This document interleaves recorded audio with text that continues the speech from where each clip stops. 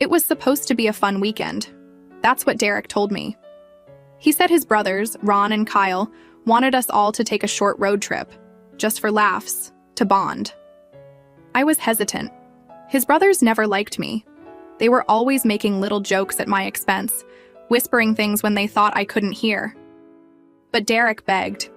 He said things had been rough lately, and we needed a break. I gave in. We left early that morning in Kyle's old pickup truck.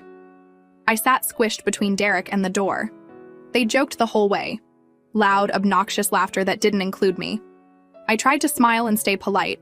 I even offered them snacks I'd packed. They barely said thanks. 3 hours in, we stopped for gas. It was an old station off a lonely road. No other cars, just a dusty building with one working pump and a man behind the counter who looked like he hadn't smiled in years. "I need to stretch," I said, opening the door. I went inside to use the bathroom and grab a bottle of water. When I came out, the truck was gone. Gone. I blinked hard, thinking maybe they'd pulled around back. I walked to the edge of the building and looked. Nothing. At first, I laughed nervously. Maybe they were playing around. Maybe they were watching me from somewhere close by, waiting for a reaction. "Derek?" I called. My voice echoed. "Ron? Kyle?" Nothing. I stood in the parking lot for a full minute, clutching my water bottle, waiting. Then I saw a small piece of paper fluttering near the pump. I picked it up. It was a receipt, with a note scribbled on the back. "Figure it out yourself." I froze. They really did it. They left me, on purpose. I ran inside the gas station, heart pounding. "Excuse me," I said to the man behind the counter. "Did you see where the truck went? The guys I was with?" He looked up slowly. "They took off laughing, said you'd catch up." I tried calling Derek, but my phone wasn't in my pocket. Panic set in. I ran back outside and looked around. I had nothing. No bag, no ID, no money. Everything was in the truck. They had planned this. They took everything and left me here like garbage. For a long while, I just stood there. The sun was hot, and the dust stung my eyes. My feet hurt. I felt small, stupid, and broken. My hands trembled. It was like my heart had been ripped out and stomped on. But as the minutes passed, something inside me shifted. They expected me to panic, to beg, to call and cry, to make a fool of myself. That's what they wanted. One more laugh. But I didn't give them that. I looked down the road. One way led back to them. The other? I didn't know where it led. But suddenly, I didn't care. I turned away from the gas station and started walking. If you were Jenna, what would you have done after they left you? Drop your thoughts in the comments. And don't forget to like and subscribe for more powerful true life stories. Looking back, I should have seen it coming. That prank at the gas station wasn't just some random act of cruelty. It was the final blow in a marriage that had been slowly rotting for years. When I first met Derek, he was charming, funny, thoughtful. He brought me flowers on our third date and listened when I talked about my dreams. We got married after a year. At first, everything was sweet. We had movie nights, silly dance-offs in the kitchen, and whispered dreams about the kids we'd one day have. But when Derek lost his job 2 years into our marriage, things changed. He got quieter, then colder. He stopped trying. I offered to take a second job to help, but he snapped at me, saying I was making him feel like less of a man. He spent most days sulking on the couch or hanging out with his brothers, Ron and Kyle. And that's when things got worse. Ron and Kyle were never kind to me. From the start, they treated me like an outsider. Like I was stealing Derek from their little boys' club. They'd come over, make a mess, laugh loudly, and nudge Derek to join in on their immature games. One time, they poured salt into my sugar jar just to watch my reaction when I sipped my coffee. Another time, they locked me out of the house during a barbecue and laughed as I knocked on the back door for 10 minutes. Derek didn't even get up to open it. He just sat there, drinking a beer, pretending not to hear me. When I told Derek it wasn't funny, that it was cruel, he said I was being too sensitive, that they were just messing around. "You need to learn how to take a joke, babe," he'd say, shaking his head like I was the problem. But it wasn't just jokes. They made comments about my cooking, about my clothes, about my body. Ron once said at dinner, "Jenna, you ever think about going to the gym? Not saying you're fat, just, preventative." I remember staring at my plate, blinking back tears. Derek laughed. "Don't be mean," he said. But he didn't mean it. He just didn't want me to make a scene. I started to shrink in that house. I stopped inviting friends over. I stopped dressing up. I stopped speaking up. I kept thinking, maybe if I just keep the peace, maybe things will go back to the way they were. But they didn't. One night, Derek came home drunk after being out with Ron and Kyle. He reeked of alcohol and cheap cologne. "I told them you were a buzzkill," he slurred, collapsing onto the couch. "They think you're controlling me." I sat on the edge of the sofa, watching him snore. And something in my chest cracked. That night, I slept in the guest room. I stared at the ceiling for hours, asking myself, what happened to the man I married? I tried one more time. The next morning, I made breakfast and sat across from him. "Derek," I said gently, "I don't feel loved anymore. I feel like I'm just here." He didn't even look up from his phone. "You're being dramatic." I nodded. I cleaned up the plates, wiped the counters, and told myself I was done asking for kindness. So when Derek invited me on that weekend road trip with his brothers, I didn't expect warmth. I didn't expect laughter. I expected silence, mockery, and maybe a headache. But I didn't expect to be abandoned. That part, leaving me stranded at a gas station with nothing but a bottle of water and a mocking note, was something I never could have predicted. Still, deep down, maybe I wasn't as shocked as I should have been. Maybe part of me had been waiting for the last straw, and they handed it to me. Now I wasn't just a broken wife. I was free. The road shimmered under the hot afternoon sun as I walked away from the gas station. With each step, the sound of my sandals hitting the pavement reminded me that I had no idea where I was going. I didn't cry. I didn't scream. I just walked. A few cars passed, but none stopped. I didn't blame them. If I saw a dusty, sweaty woman walking alone in the middle of nowhere, I might keep driving too. My legs began to ache after an hour. My mouth was dry. I clutched the small bottle of water I bought before Derek and his brothers sped off, trying to ration every sip. My thoughts were swirling. What if I collapsed? What if I got attacked? What if I had made a huge mistake by not calling someone? But then again, who would I call? The woman I used to be would have begged Derek to come back. She would have cried into the phone, apologized even though it wasn't her fault, and promised to laugh next time they made her the punchline. That woman didn't exist anymore. I walked for what felt like forever before a dusty old sedan slowed down and pulled over ahead of me. I hesitated, heart pounding. The back of my neck prickled. What if this was dangerous? But the sun was starting to dip, and I couldn't walk all night. The passenger window rolled down. A woman in her 60s peered out, her gray hair tied back in a loose braid. She wore oversized sunglasses and a flowy blouse covered in tiny sunflowers. "You look like you could use a ride," she said. I studied her face. She didn't look dangerous, just curious, kind, like someone's favorite aunt. I nodded slowly. "I won't be trouble," she smiled. "Trouble usually doesn't ask first. Hop in." I climbed into the front seat and she handed me a paper napkin. For the sweat, or the tears, whichever comes first. That made me laugh for the first time in days. "My name's Mabel," she said, eyes still on the road. "You?" I paused. "Jenna." "Well, Jenna," Mabel said, "I was just passing through to visit my cousin 2 towns over. Lucky for you, I like company." We drove in silence for a while, and the breeze from the open window cooled my face. I stared out at the fields and the occasional farmhouse, my mind still catching up to the reality that I had left everything behind. "You running from something?" Mabel asked gently. I turned my head to her. "Sort of. Maybe just done being run over." She nodded like she understood completely. "Men?" "3 of them," I said. "One was supposed to love me, the other 2 made sure he forgot how." Mabel didn't ask for details. She just kept driving, humming a tune I didn't recognize. After about an hour, we pulled into a small town. It had one diner, a hardware store, a laundromat, and a faded motel with a crooked sign that read, "Rest Easy." She parked in front of the office. "This place is old but clean," Mabel said. "I stayed here once when my radiator blew out. They've got decent coffee in the morning, and the front desk lady likes to talk your ear off." I looked at her.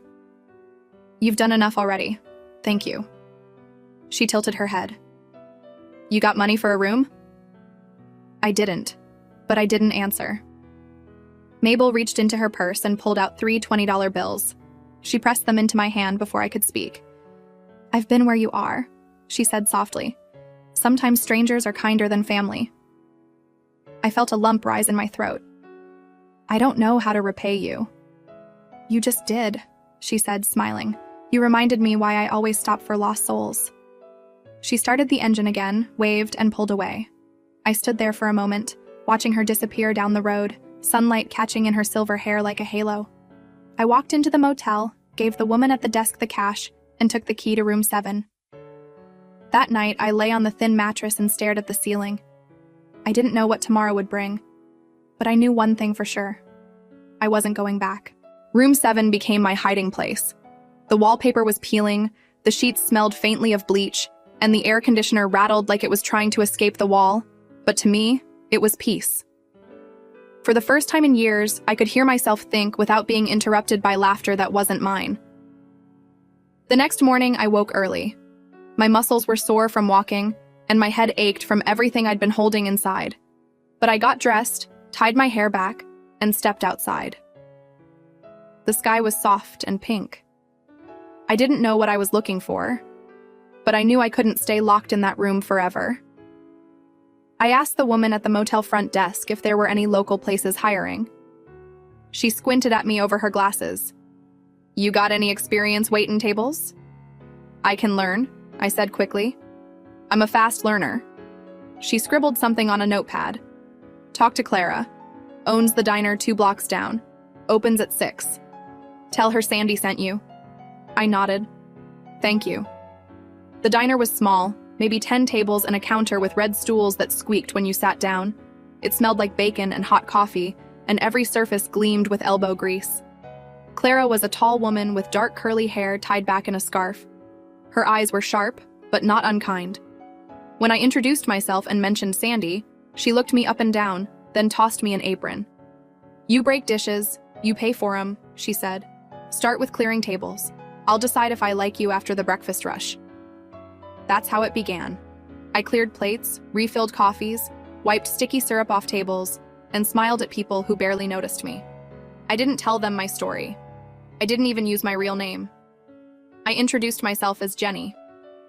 Close enough to Jenna that I'd respond, but different enough to feel like a shield. Days passed, then weeks. I saved every tip, ate leftover pie slices when Clara wasn't looking, and spent my nights in room 7. Clara never pried, but she watched. One evening after we closed up, she lit a cigarette out back and said, "You've got the look of someone who left a man behind." I didn't reply. She nodded like she already knew. "Good. Some men are worth leaving." Over time, Clara taught me more than just how to carry 3 plates at once or handle rude customers. She taught me how to hold my chin up, how to laugh at things again, how to remember that I mattered. I began to blend into the rhythm of the town. I memorized the regulars' orders. I helped a teenage girl named Lacey study for her GED in between shifts. I learned how to fix the coffee machine when it sputtered, but I never let my guard down. I didn't use social media. I paid for everything in cash. I didn't reach out to anyone from my old life, not even my sister. I didn't want to be found. Every now and then, I'd dream about Derek. Not in a loving way, more like a ghost. Sometimes I'd wake up breathless, certain he was just outside the door. Other nights, I dreamed he was still laughing as he drove away from that gas station. But each time I woke up, I reminded myself, he doesn't control me anymore. 4 months into working at the diner, Clara handed me a small envelope. Inside was a key. "What's this?" I asked. "Room 5, she said. "Sandy says you've outgrown 7. It's got a bigger window and less rattling. I stared at her. Call it a promotion, she added, lighting another cigarette. You earned it. I moved that night. The new room had curtains with little yellow flowers on them and a quiet ceiling fan that barely whispered. I sat on the bed, holding the key in my hand, and felt something I hadn't felt in years. Safe. I still didn't know what the future looked like. I didn't know how long I'd stay or what came next. But for the first time since Derek sped away and left me in the dust, I felt like maybe I had a life worth living. Derek probably thought I'd call him within the hour. He probably laughed with Ron and Kyle all the way home, imagining me stranded at that gas station, angry but still desperate to come back. He had always counted on that, but I never called. Not that day, not the next, not ever. From what I heard later, bits and pieces that came through people who once knew both of us, Derek didn't take my silence seriously at first. He waited, phone in hand, smirking, thinking I'd come crawling. When I didn't, the panic set in. He tried calling, but I'd left my phone in the truck. No answer. He messaged, emailed, left voicemails, still nothing. He drove back to the gas station a few days later, asked the man behind the counter if he'd seen a woman. The man shrugged. She left with some old lady in a car, said she wasn't coming back. Derek went pale, they said. He went home expecting maybe I'd show up, but I didn't. He called my sister. She hadn't heard from me. He asked my old job. They hadn't seen me since I quit. He even went to the police, tried to report me missing. But the officer at the desk asked, "Did you abandon your wife at a gas station?" When Derek hesitated, the officer gave him a long look and said, "Sounds like she left on purpose." No report was filed. By the second week, he was unraveling. I know Derek. His ego was too big to handle being ignored. He wasn't used to silence. He was used to control. His friends began asking questions. "Where's Jenna? Is she okay?" Derek lied. He said I was staying with family, that we needed space. But eventually the truth started leaking. Ron and Kyle couldn't keep their mouths shut. They told someone it was just a prank, but people didn't laugh. Not this time. The story spread around town. How Derek and his brothers drove me 200 miles away and left me on the side of the road like a piece of trash. People stared at him differently after that. His boss at the warehouse pulled him aside, said the company couldn't afford the bad press. He was let go a week later, unemployed, alone, embarrassed. He stopped going out. He drank more. His apartment, once neat because I kept it that way, became a mess. Pizza boxes stacked in the corner, beer cans under the couch, piles of laundry on the floor. No one came over anymore, not even Ron and Kyle. They said he was too moody. Every few days he'd still call my number, even though the phone wasn't in use. Just to hear the automated message, "This number is no longer available." He sent emails, all unread. He messaged my old social media, but I hadn't logged in for months. He even showed up at my sister's house, eyes sunken, asking if she had heard anything. She slammed the door in his face. Weeks turned into months. The silence stretched. He began showing up at places we used to go, hoping to see me, the diner, the bookstore, that bench by the lake. I wasn't in any of them, because I didn't just disappear. I removed myself from his world, and the more he realized he couldn't find me, the more desperate he became. He messaged me one last time. "I'm sorry. Please come home. I'll do anything. Just tell me where you are." I didn't reply. He called again the next night, and the next, 89 times. Still nothing.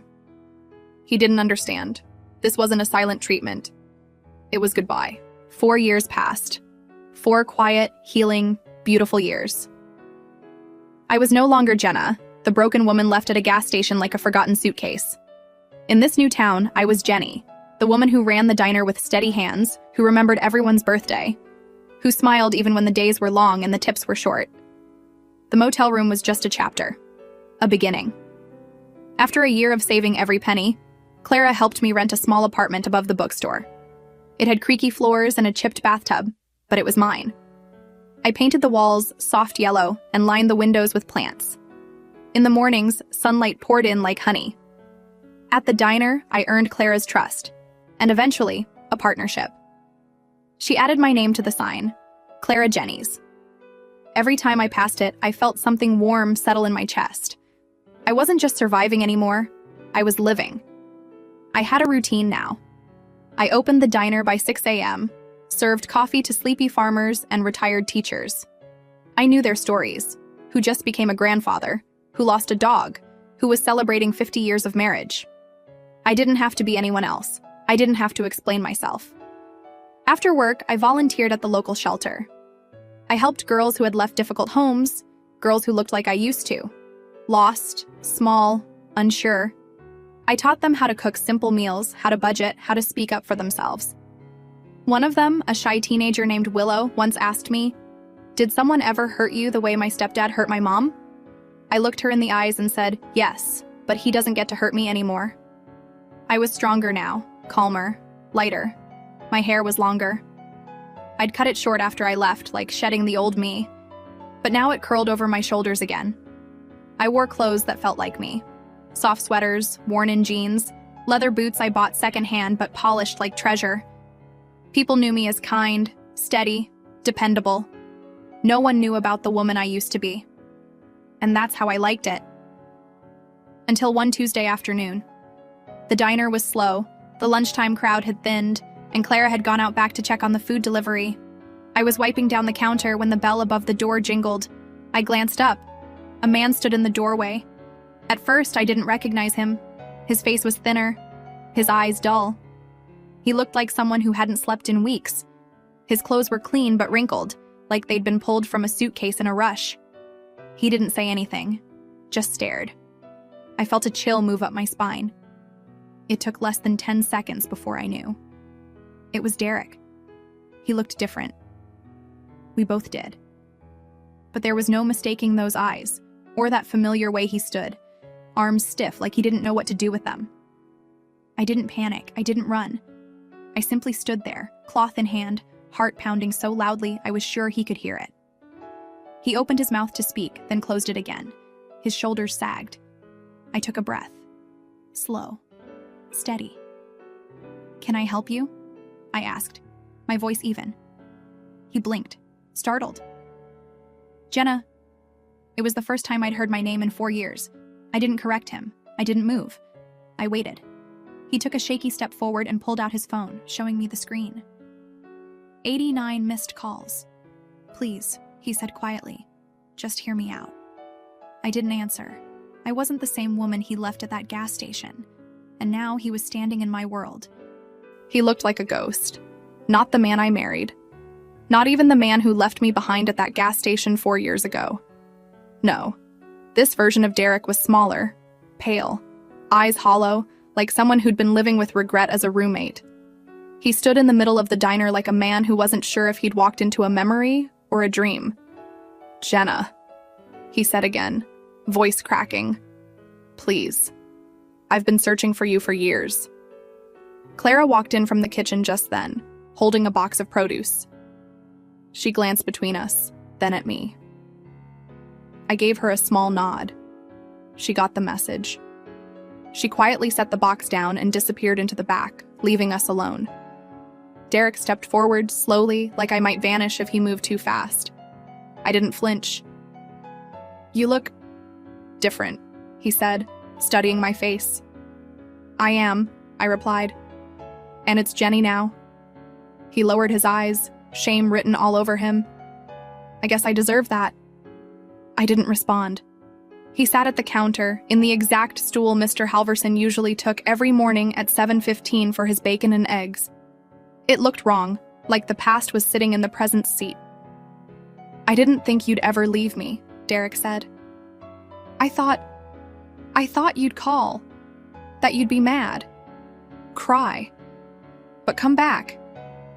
I folded the dish towel in my hand slowly. "You thought abandoning me in the middle of nowhere was a joke? That I'd laugh about it too?" His shoulders collapsed inward. "I was stupid.